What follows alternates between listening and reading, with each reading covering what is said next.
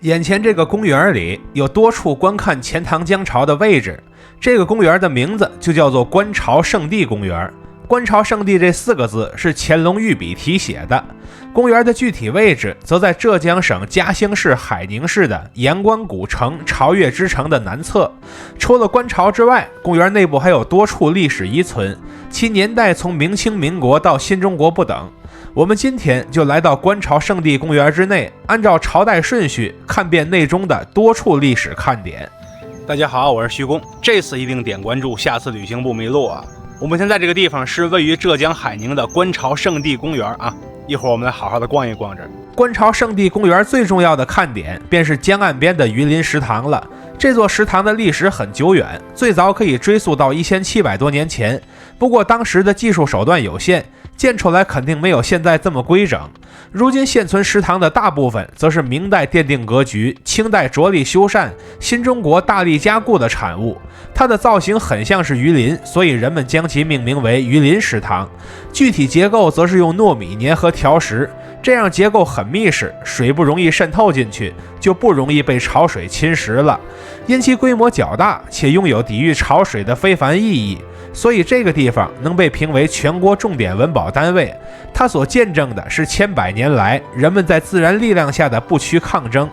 公园里的战鳌塔是一座始建于宋代、重建于明代的8层六角形古塔，迄今已有近400年历史。这是一座砖身木楼的塔，我之前看过的古塔绝大多数都是纯砖石结构的，像这种被完好保存下来的带木结构的古塔可以说是屈指可数了。人们当初建造这座塔的目的是为了镇压潮水，庇护一方，但这个名字想来也有祝愿读书人独占鳌头之意。附近的一棵朴树相传为乾隆帝亲手所植。根据当地记者采访资料得知，乾隆多次下江南的目的之一就是关注钱塘堤坝的建设，因为在某次巡视后很满意，所以他种下此树，以褒扬这些守堤人所做出的那些朴实无华却卓有成效的工作，所以叫做朴树。它附近的中山亭则是民国期间留下的建筑，它是海宁市的文保单位。当初孙中山先生曾来此观潮，并在此留下猛进如潮4个字。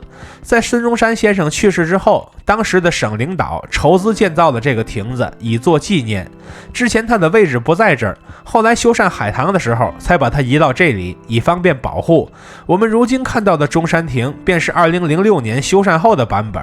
在公园里，我们还能看到一座抗日英烈纪念碑。在抗日战争期间，海宁当地有5100人于国难中捐躯，而这座纪念碑就是用来纪念这些牺牲者的。它的不远处还有一块史量才纪念碑，这是一块民国期间的纪念碑，如今已经是海宁市文保点了。这位史量才先生是一位爱国的媒体人，在日本发动918事变后，史量才多次批评老蒋攘外必先安内之事，且大力呼吁团结抗日，所以遭到当局记恨，最终被特务枪杀于海宁，时年56岁。这座亭子就是为纪念他而建造的。在观景台的不远处还有一座新中国时期的碑亭，这就是毛主席石碑亭，其屋顶为重檐六角攒尖顶，内中石碑上的诗则是毛主席在此观潮之后所写下的作品。早先这事儿都是机密，直到上世纪90年代，记载此事的石碑才被立了出来，从而使更多人知道此事。走到出口附近，我还发现了2只镇海铁牛，牛代表的是农业，属于是5行中的土，土克水，把它们放在江边就是为了镇住潮水，守护百姓。在清朝这边前后建起了16个铁牛，每个都是1000斤以上，但老的铁牛都没能留存下来。我们如今看到的都是1987年重新补上的铁牛，是浙江海宁机床厂铸造的，它们所承载的是古今平民对美好生活的向往。如果你走到水边，还能看到一处海宁名人廊，著名小说家金庸就是海宁人。往后看了看，发现徐志摩也是海宁人。如果再往前数几个朝代，就不难发现王国维也是海宁人，清朝一门三阁老中的陈元龙也是海宁人。再往前数，发现南宋词人朱淑珍竟然也是海宁人。我过往读书时可没发现这件事儿。看罢历史的遗存，我们再来看这海边的潮水。随着日月轮转，时空变迁，在此地出现的潮水也会出现多种变化。在潮水猛烈的时候，它会一路奔涌到海塘边，在一轮猛烈撞击之后，便原路翻卷回头，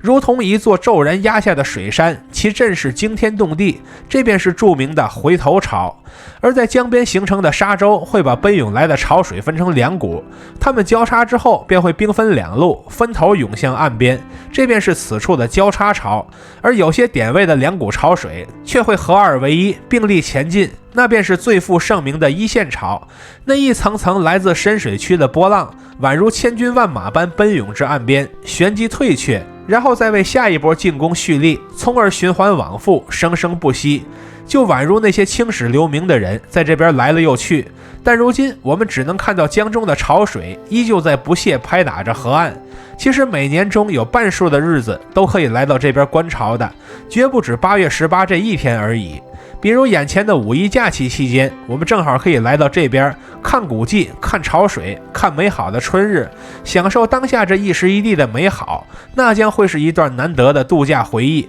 看到这里的朋友，欢迎点赞、收藏、加关注，和徐公一起读城，一起旅行。